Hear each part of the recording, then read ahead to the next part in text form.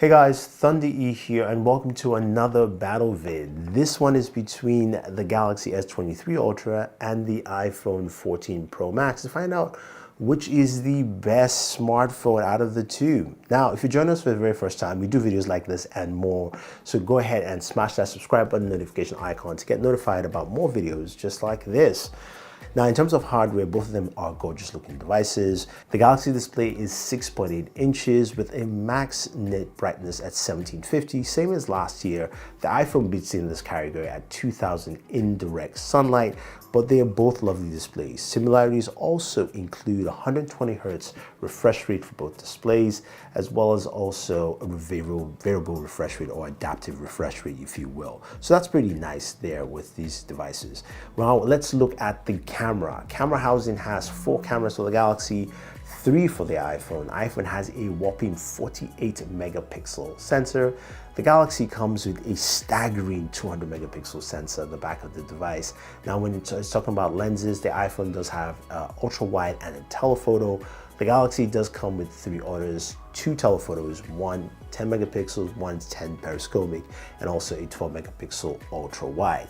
Now this brings us to the camera and what we can expect from them. Now I don't do camera comparisons, so if you want a full detail, definitely go check out Danny Wingate or of course Super Saf to find out more intricacies about that. What I will do is show you some of the images and stuff that I've captured, and I'll talk about one section after we complete this, which is of course the battle between Super Steady and of course action mode. God, Brandon, Danny, John. So like we're here and look at that thing, it's blown out on the iPhone. But anyway, let's talk about the comparison between darkness and light. I know, right? That was crazy. Anyway guys, welcome to my comparison between the Galaxy S23 Ultra and the iPhone 14 Pro Max. It's gonna be fun. I like the fact that both of them have features that are beneficial to one or the other. But when it comes to Super Steady versus action mode, Samsung has gone ahead and improved that quietly, matching almost similar resolution to the iPhone at QHD at 60 frames per second and defaults to initial shooting at ultra wide and then into, of course, 1x. I think the Galaxy has caught up. It is much better on ultra wide. It's maybe not as good as the iPhone using the main sensor, but let me know your thoughts on that section.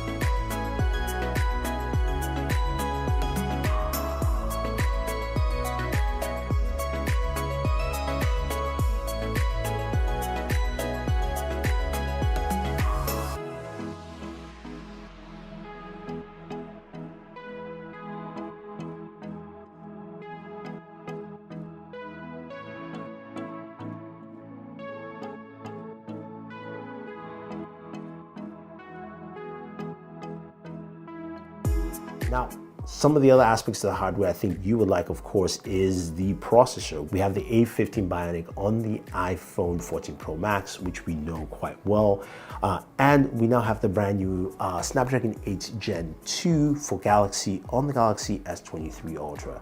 Now, in terms of benchmarks and Geekbench scores, you guys want to see that. And this is where the iPhone wins on a yearly basis, and it continues. You can see higher scores in single core and multi-core for the iPhone compared to the Galaxy. The Galaxy gets close in single core, but not as close in multi-core. And then when we go to compute, the Galaxy is behind by about 5,000 points, if you will. But what does that mean in translation with all these high numbers, all right, for our gaming experience? And this is where we go into games. Now, we played a lot of games on both devices, and I just did a gaming video on the Galaxy S23 Ultra, so check that for full gaming details. So we'll go with each game, starting off with Call of Duty Mobile. Now, COD Mobile on the iPhone, you can play at actual medium, ultra max settings, which I figured would give me, 89 89 frames per second, while of course on the Galaxy you can only do that on low with the max setting there. Now, what you actually get in performance is quite different. For the iPhone, I'm getting 60 frames per second. It stayed at 60. I tried everything and it stayed at 60. While the Galaxy did 89 frames per second, so there's a difference there. Now, not sure why that's the case. It might be a software thing, but I wanted to just kind of leave that for you. Now, moving over to PUBG, Smooth Extreme for both devices played at 60 frames per second. Ultra HD Extreme for both devices played at 60 frames per second. And when we went over to Ultra HD Ultra, this is where the iPhone had a little edge here, going up to 48 and kind of averaging out of 45 frames per second. The Galaxy was still at 40. Maybe it's a software update, but the iPhone has the edge here. Apex Legends for both devices played pretty well. Ultra HD Ultra, 60 frames per second, so it's very, very solid. Now, rounding it up, of course, is Genshin Impact, which we expected to see some differences. The iPhone last year didn't do as well, but of course, it's been updated to the latest software, and here we saw some huge improvements. The iPhone did a solid 59 frames per second, all the way for 30 minutes. So that was very, very good. Now, moving over to the Galaxy, we just did our Galaxy video, and in that video, I showed you 55 frames per second. And some of you are like, well, you know what, turn this off, turn that off. So I went and redid it again a couple of times before this video. I didn't turn off GOS. I actually kept it the same. I just ran it again, and I got 60 frames per second for 30 minutes of gameplay. So the Galaxy S23 Ultra, yes, can do 60 frames per second with the Snapdragon 8 Gen 2 for Galaxy. Just want to put that out there for you guys. Now this brings us into temperatures. So what kind of temps were we getting? Well, I'll put it this way. For the iPhone 14 Pro Max playing Genshin Impact, the maximum I got was roughly around 117. It started getting really hot at 110, and this is roughly at the 7-minute mark. So from then on, temperatures went all the way up to 117.